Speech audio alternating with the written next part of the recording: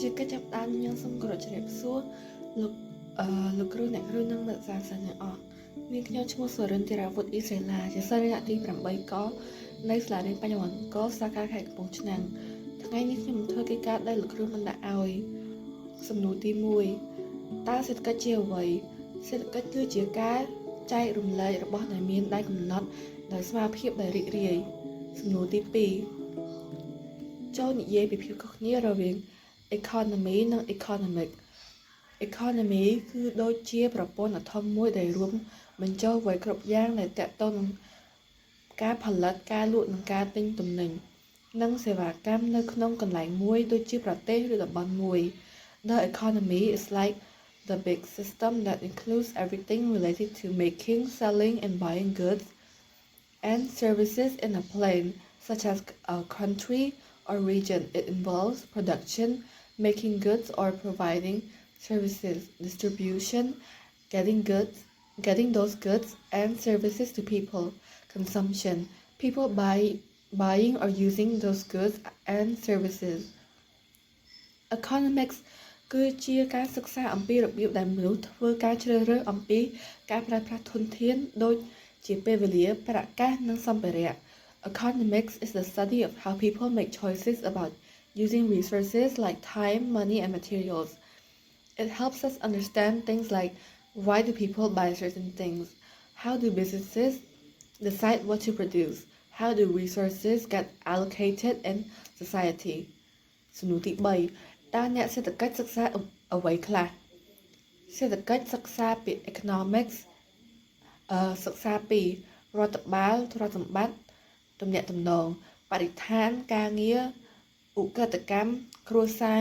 អាជីវកម្មកីឡាពាណិជ្ជកម្មនិងអនាគតសំណួរទី4តើអ្វីទៅជាតម្រូវការឬការចង់បានតម្រូវការគឺជាការចាំបាច់សម្រាប់ការរស់រានមានជីវិតសុខុមាលភាព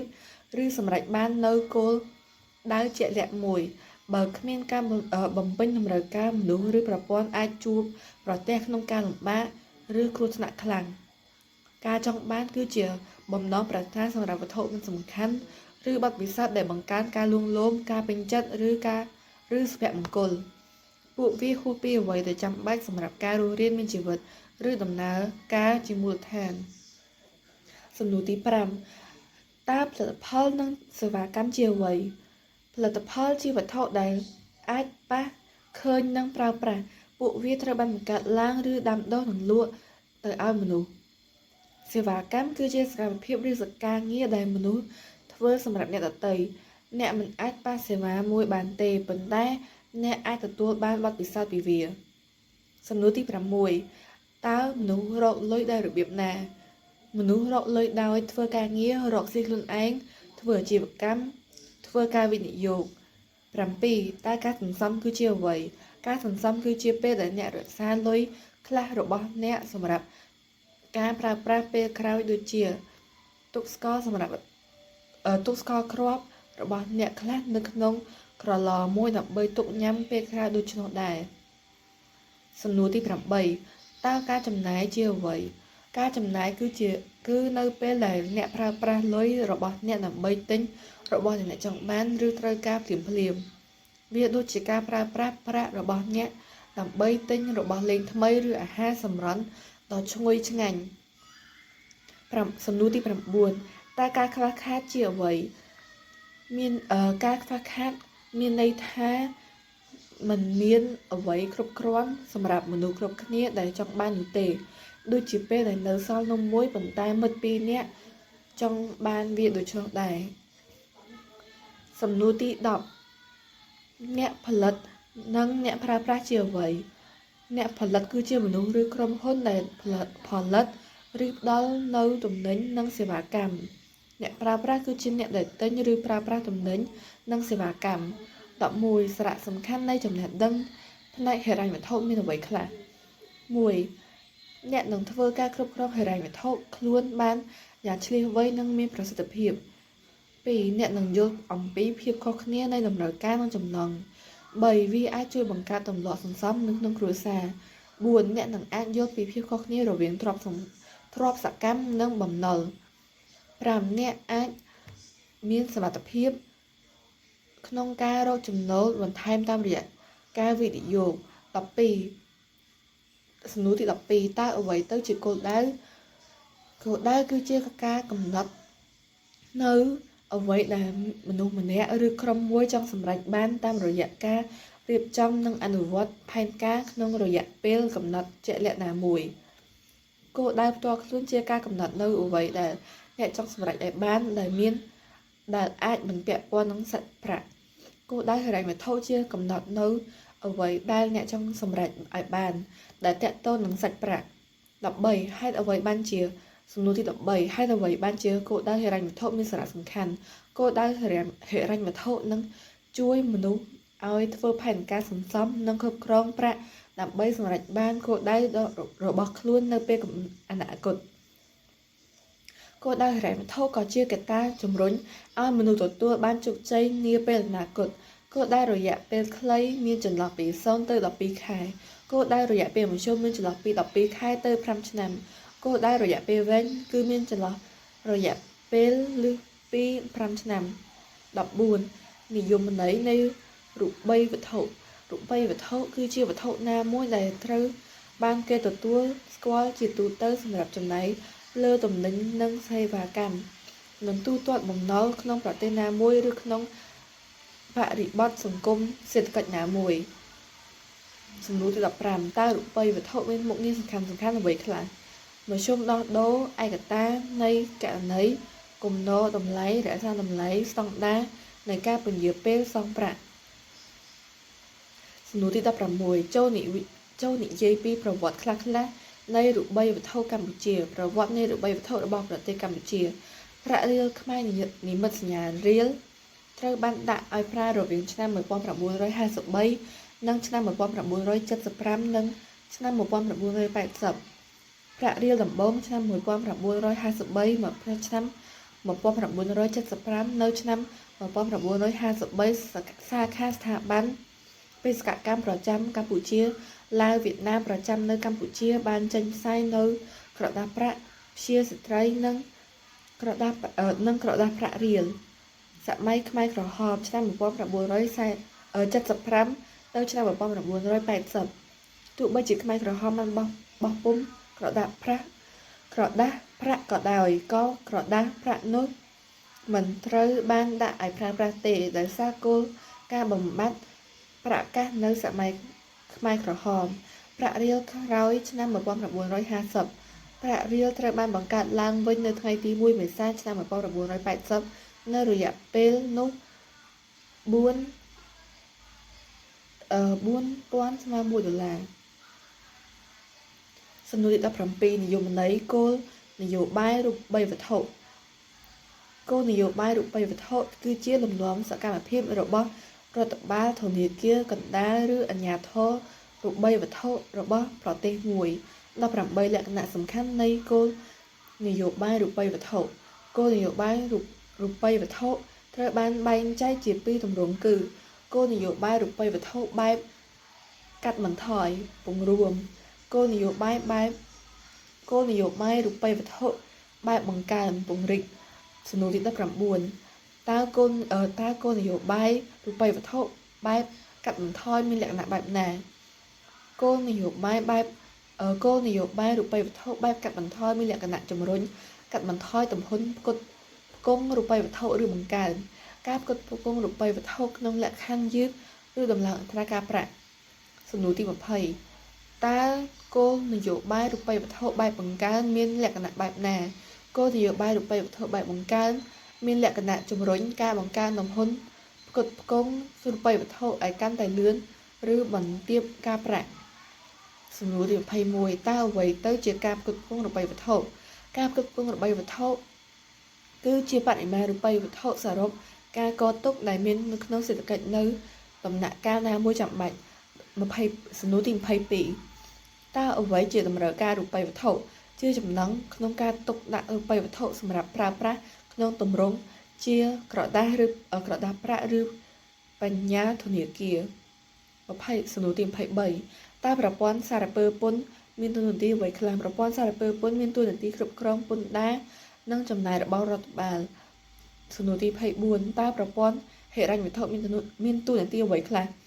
មានសេវាសំខាន់ប៉ុន្មានអ្វីខ្លះប្រព័ន្ធហិរញ្ញវត្ថុមានតួនាទីគៀងគរប្រាក់បញ្ញើដោយស្ម័គ្រចិត្តហើយបែងចែកប្រាក់បញ្ញើទាំងនោះទៅឲ្យសហគ្រាសឬអង្គភាពទាំងឡាយណាដែលមានគោលបំណងវិនិយោគទុនប្រព័ន្ធហិរញ្ញវត្ថុមានសេវាកម្មសំខាន់3យ៉ាងគឺរៀបចំមធ្យោបាយទូទាត់ឲ្យកាន់តែមានលក្ខណៈទំនើបការគៀងគរធនធានការបែងចែកធនធានសំណួរទី25តើអ្វីទៅជាគម្រោងថវិកាគម្រោងថវិកាគឺជាផែនការមួយដែលលាតត្រដាងពីអ្វីដែលអ្នកបំរុងធ្វើជាមួយនឹងប្រាក់កាក់របស់អ្នកសំណួរទី26ហេតុអ្វីបានជាគម្រោងថវិកាគ្រួសារសំខាន់គឺដោយសារចំណាយពេលបានត្រឹមត្រូវនៅរបស់របរដែលចាំបាច់សន្សំថវិកាមួយចំនួនសម្រាប់របស់អ្វីមួយដែលអ្នកចូលចិត្តឬស្រឡាញ់ទុកដាក់លុយមួយផ្នែកផ្សេងទៀតសម្រាប់ការចំណាយពេលកើតឡើងដោយមិនរំពឹងទុកទប់ស្កាត់ការចំណាយខ្ជះខ្ជាយដោយមិនបានក្រងទុកជាមុនពិនិត្យឡើងវិញនិងធ្វើការតម្រូវបើចាំបាច់សំណួរទី27ដើម្បីរៀបចំគម្រោងថវិកាតើមានជំហានអ្វីខ្លះជំហាននានាដើម្បីរៀបចំគម្រោងថវិកា1ពិនិត្យគោលបំណងហិរញ្ញវត្ថុរបស់អ្នកប៉ាន់ស្មានចំនួនថវិកាចំណូលទៅតាមប្រភពនីមួយ3កត់ត្រាចំណាយនានានិងចំនួនប្រាក់ដែលត្រូវការ4ធ្វើឲ្យប្រកាសថាចំណាយមិនលើសចំណូលរបស់អ្នកសម្រាប់ទៅលើចំនួនប៉ុន្មានដែលអ្នកនឹងសន្សំទុកសំណួរទី28តើអ្វីជាវិធីងាយ3យ៉ាងដែលធ្វើឲ្យអ្នកគ្រប់គ្រងប្រាក់យ៉ាងមានប្រសិទ្ធភាពមានអ្វីខ្លះ1បែងចែកប្រាក់របស់អ្នកជាកញ្ចប់ទី1ថ្លៃផ្ទះថ្លៃទឹកភ្លើងកញ្ចប់ទី2ម្ហូបអាហារកញ្ចប់ទី3ការចាយវាយប្រចាំថ្ងៃកញ្ចប់ទី4សន្សំ2រំដោះខ្លួនពីបំណុល3រៀនសន្សំប្រាក់និងវិនិយោគសំណួរទី29វិធីសាស្ត្រនានាដើម្បីកាត់បន្ថយចំណាយមានអ្វីខ្លះកាត់បន្ថយការប្រើប្រាស់លើវត្ថុមិនចាំបាច់អាហារសម្រន់ចំណាយតិចតួចលើពិធីជប់លៀងនិងពិធីបុណ្យផ្សេងចំណាយតិចតួចលើព្រឹត្តិការណ៍ផ្សេងប្រចាំជីវិតដូចជាពិធីមង្គលការនិងបុណ្យកំណើតធ្វើផែនការជាមុននិងសន្សំឲ្យបានគ្រប់គ្រាន់ដើម្បីទិញវត្ថុចាំបាច់ទាំងឡាយណាដោយចំនួនច្រើននៅពេលតម្លៃរបស់វាចុះថោកបន្ថយការទិញជឿឬបណ្ដាក់ទុកប្រាក់នៅនឹងខ្លួនតិចតួចឬសន្សំវានៅកន្លែងសុវត្ថិភាពដូច្នេះវានឹងមានការប៉ុនប៉ងចំណាយប្រាក់នោះឡើយសំណួរទី28វិធីសាស្ត្រនានាដើម្បីអនុវត្តទៅតាមគម្រោងថវិការបស់អ្នកមានអ្វីខ្លះក្រៅរំលឹកខ្លួនឯងជារឿយនៅអ្វីដែលអ្នកបានក្រុមទឹកសម្រាប់ធ្វើការចំណាយដាក់ទៅក្នុងគម្រោងថវិកានៅចំនួនប្រាក់ចំណាយដែលអាចកើតមានឡើងដោយមិនបានក្រុមទុកដាក់ប្រាក់សន្សំឲ្យនៅឆ្ងាយពីភាពងាយស្រួលដកយកមកប្រើប្រាស់វិញដូច្នេះអ្នកមិនអាចដកវាមកចាយបានតាមដានរាល់អ្វីមួយដែលអ្នកបានចំណាយធ្វើឲ្យប្រាកដថាអ្នកមិនចំណាយលើសពីថវិកាដែលអ្នកបានគ្រោងទុកប្រសិនបើអ្នកបានចំណាយលើសចំនួនទៅលើអ្វីមួយចូលអ្នកកាត់បន្ថយចំណាយលើវត្ថុដទៃវិញធ្វើបញ្ជីអំពីវិធីនានាដើម្បីកាត់បន្ថយចំណាយទាំងឡាយដែលបានក្រុមទុកឲ្យសមាជិកគ្រួសារអ្នកចូលរួមក្នុងការរៀបចំគម្រោងថវិកានិងគោរពទៅតាមគោលដៅថវិកានៅពេលដាក់ប្រាក់វិនិយោគនៅក្នុងអាជីវកម្មចូលពិចារណារកវិធីនានាដើម្បីបង្ការទុកប្រសិនបើវិនិយោគជួបនឹងការបរាជ័យសំណួរទី29ចូលឲ្យនិយមន័យនៃប្រាក់សន្សំគឺជាប្រាក់កាសដែលត្រូវបានដាក់នៅទីកន្លែងណាដោយឡែកដោយនរណាម្នាក់ឬគ្រួសារមួយសម្រាប់ទុកប្រើប្រាស់នៅពេលអនាគតសំណួរទី30អ្វីជាមូលហេតុនៃការសន្សំប្រាក់មូលហេតុនៃការសន្សំប្រាក់សម្រាប់ស្ថានភាពបន្ទាន់និងឆ្លើយតបទៅនឹងឱកាសនានាដើម្បីធ្វើ វិនិយោគជាទ្រព្យសម្បត្តិឬជាអាជីវកម្មនានាដើម្បីដោះស្រាយសេចក្តីត្រូវការនានាដែលបានគ្រោងទុកនិងមិនបានគ្រោងទុកដើម្បីសម្រេចបាននៅគោលបំណងហិរញ្ញវត្ថុទាំងឡាយសំណួរទី31គន្លឹះមួយចំនួនសម្រាប់ធ្វើផែនការសន្សំមានអ្វីខ្លះគន្លឹះមួយចំនួនសម្រាប់ធ្វើផែនការសន្សំមានពិនិត្យឡើងវិញលើខ្ទង់ចំណាយរបស់អ្នកបង្កើតឲ្យចន្លោះបន្ថែមសម្រាប់ការសន្សំ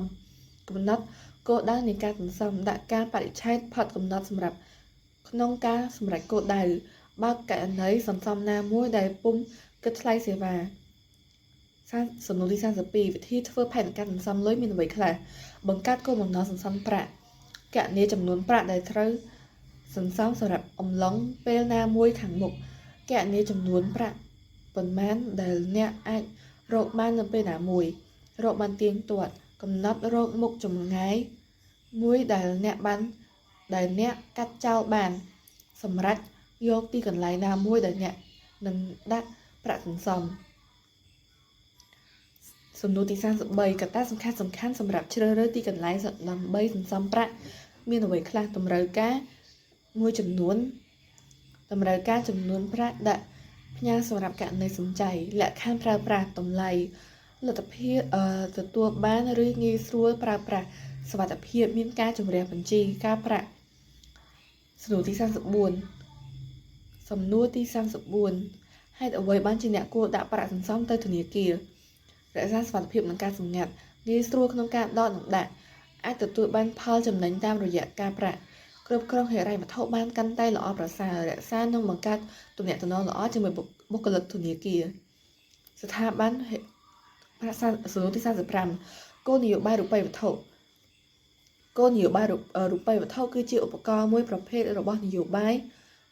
ម៉ាក្រូសេដ្ឋកិច្ចដែលមានខ្លឹមសារទាក់ទងនឹងការគ្រប់គ្រងការផ្គត់ផ្គង់រូបិយវត្ថុនិងអន្តទាន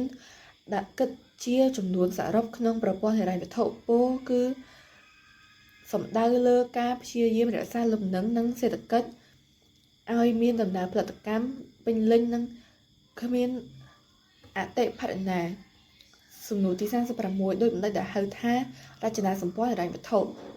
រចនាសម្ព័ន្ធហិរញ្ញវត្ថុគឺជាប្រព័ន្ធដែលគ្រប់គ្រងដែលគ្របដណ្ដប់លើស្ថាប័នហិរញ្ញវត្ថុក្នុងនោះមានធនាគារកណ្ដាលធនាគារពាណិជ្ជធនាគារអភិវឌ្ឍន៍ផ្សារទុននិងស្ថាប័នឧបករណ៍ហិរញ្ញវត្ថុផ្សេងៗទៀតសំណួរទី37តើប្រព័ន្ធសារពើព័ន្ធមានតួនាទីអ្វីខ្លះប្រព័ន្ធសារពើព័ន្ធមានតួនាទីគ្រប់គ្រងពន្ធដារនិងចំណាយរបស់រដ្ឋបាលសំណួរទី38តើប្រព័ន្ធហិរញ្ញវត្ថុមានតួនាទីអ្វីខ្លះមានសេវាសំខាន់ប៉ុន្មានអ្វីខ្លះប្រព័ន្ធហិរញ្ញវត្ថុមានតួនាទីគៀងកប្រាក់បញ្ញើដោយស្ម័គ្រចិត្តហើយបែងចែកប្រាក់បញ្ញើទាំងនោះទៅឲ្យសហគ្រាសឬអង្គភាពដែលទាំងឡាយណាដែលមានគោលដែលមានបំណងវិនិយោគទុនសំណួរទី39ប្រព័ន្ធហិរញ្ញវត្ថុមានសេវាកម្មសំខាន់3យ៉ាងគឺរៀបចំមធ្យោបាយទូទាត់ឲ្យកាន់តែមានលក្ខណៈទំនើបការគៀងគរធនធានការបែងចែកធនធានសំណួរទី40តើស្ថាប័នហិរញ្ញវត្ថុមានប្រមាណប្រភេទអ្វីខ្លះតើស្ថាប័ននីមួយៗមានតួនាទីអ្វីខ្លះស្ថាប័នហិរញ្ញវត្ថុមាន6ប្រភេទគឺ1ធនាគារកណ្ដាលទទួលខុសត្រូវនិងត្រួតពិនិត្យស្ថាប័នហិរញ្ញវត្ថុដទៃទៀតដែលប្រុងប្រយ័ត្នដើម្បីធានាថាស្ថាប័នហិរញ្ញវត្ថុនានាបានការគោរពតាមច្បាប់និងការគ្រប់គ្រងដើម្បីភាពរឹងមាំនិងសុខុមាលភាពផ្នែកហិរញ្ញវត្ថុរបស់ខ្លួនគ្រប់គ្រងអត្រាការប្រាក់ដោយជាការរួមចំណែកគ្រប់គ្រងអតិផរណា2ធនាគារពាណិជ្ជជាស្ថាប័នហិរញ្ញវត្ថុធំៗដែលជាអ្នកបង្កើតដ៏សំខាន់នៅប្រាក់បញ្ញើតាមតម្រូវប្រាក់បញ្ញើមានកាលកំណត់និងប្រាក់បញ្ញើសន្សំជាអ្នកផ្គត់ផ្គង់ដ៏សំខាន់នៅរូបិយវត្ថុសម្រាប់ចរចានៅទីផ្សារប្រើប្រាស់មូលនិធិដើម្បីបានមកពីអ្នកផ្ញើសម្រាប់ផ្ដល់កម្ចីទៅឲ្យវិនិយោគិនផ្ដល់កម្ចីរយៈពេលខ្លី